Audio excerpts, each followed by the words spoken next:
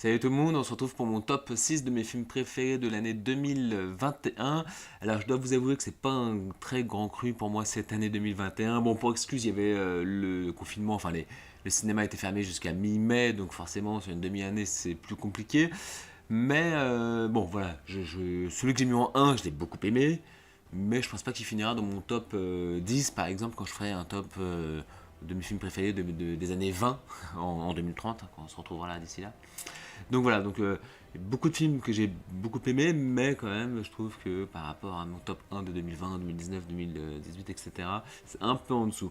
En 6, j'ai mis Old de Night Shyamalan, un film que j'ai beaucoup aimé, bien qu'il soit un peu anxiogène quand même. On a un groupe de vacanciers qui se retrouvent sur une plage et ils vont se rendre compte que le temps s'écoule beaucoup plus vite que normalement. Euh, Ils peuvent, en plus, ils peuvent pas sortir parce que sinon tu sors de la plage et puis t'es tranquille.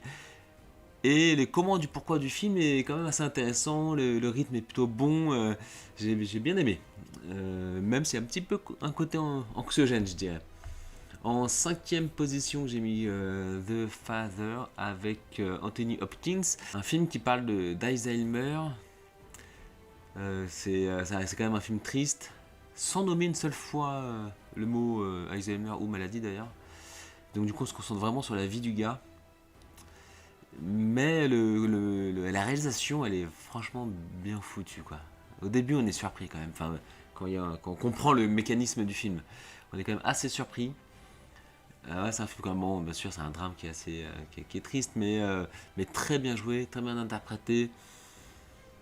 Et je trouve que le point de vue, l'angle, comment ils ont décidé de traiter ce sujet-là est plutôt intéressant. Du coup, quatrième position, j'ai mis Boîte Noire avec Pierre Ninet. C'est une sorte de thriller français franchement, qui m'a plutôt surpris. On a un avion qui s'écrase et on retrouve la boîte noire. Et il y a une enquête qui est faite pour savoir pourquoi. Et puis il y a un gars alors je savais pas que c'est un métier qui existait, hein, mais qui écoutent les bandes son et qui doivent tout analyser pour essayer de comprendre comment ça s'est passé, l'accident. Et c'est assez intéressant l'enquête, comment elle est menée, etc. J'ai bien aimé. Boîte Noire, donc j'ai mis en quatrième place. En troisième place, j'ai mis un autre film français, j'ai mis Bac Nord avec Gilles Lelouch et François Civil, donc il y a un polar thriller, qui parle du point de vue, du point de vue de la police. Et c'est plutôt intéressant. Bon, c'est un film qui a fait beaucoup de polémiques, hein. Ça, je pense que vous avez entendu parler.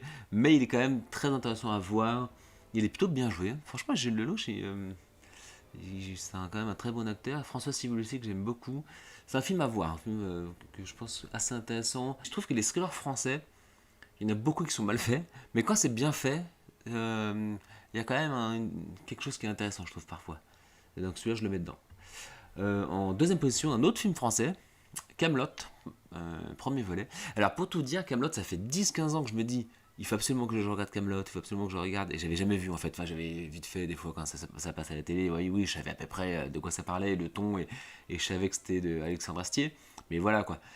Et en fait, là, je me suis maté les 6 saisons, un peu avant la sortie du film, d'un coup, d'une traite, enfin d'une traite en quelques jours, hein. Et j'ai bien kiffé. Et du coup, j'ai eu moi j'ai eu 2 semaines d'attente, hein, entre le visionnage de série et le film. J'ai attendu 2 semaines.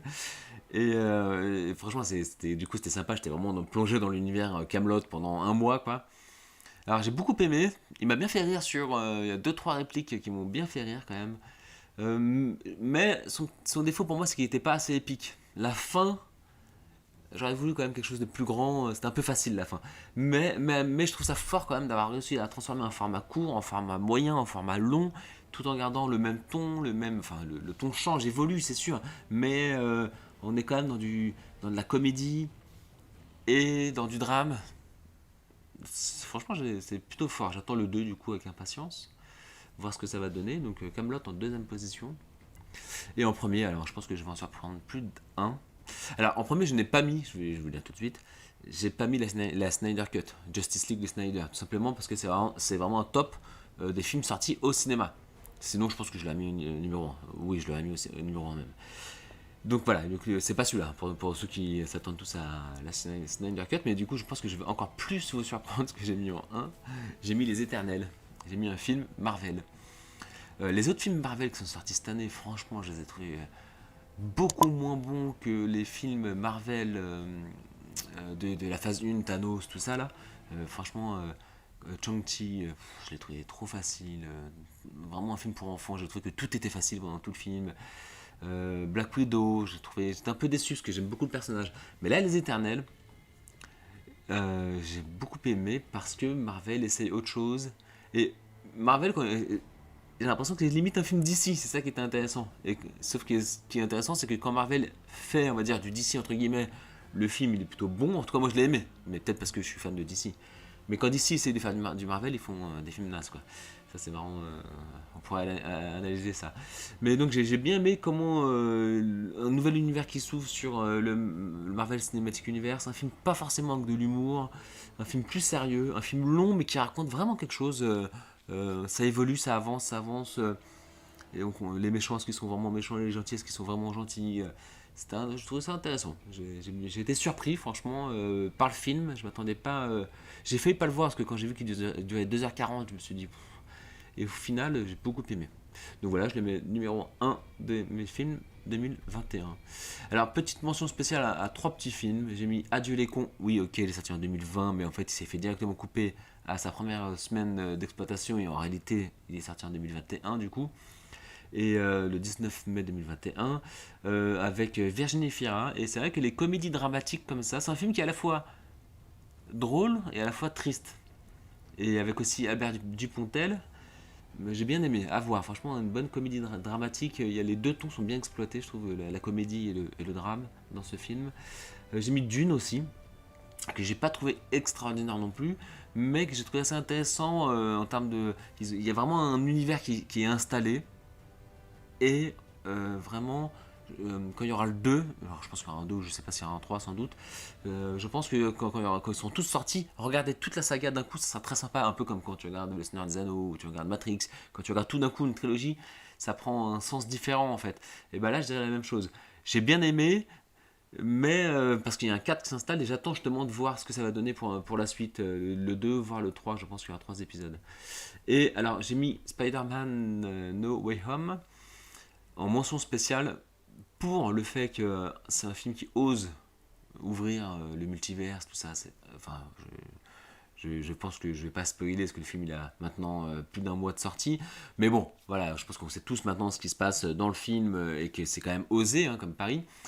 Mais si clairement je ne le mets pas dans mon top 6, c'est parce que le scénario, je le trouve franchement un peu naze quand même. Quand on réfléchit bien sur les étapes du scénario, sur Doctor Strange, comment il est irresponsable, sur Spider-Man, comment il est encore beaucoup plus irresponsable, sur la manière dont l'ami de, je sais plus comment il s'appelle, Peter Parker, il arrive à maîtriser le pouvoir de Doctor Strange un peu, alors que Doctor Strange il a dû s'entraîner pendant je sais pas combien de temps. Enfin bref, il y a plein de petites incohérences un peu bidon, facilité scénaristique.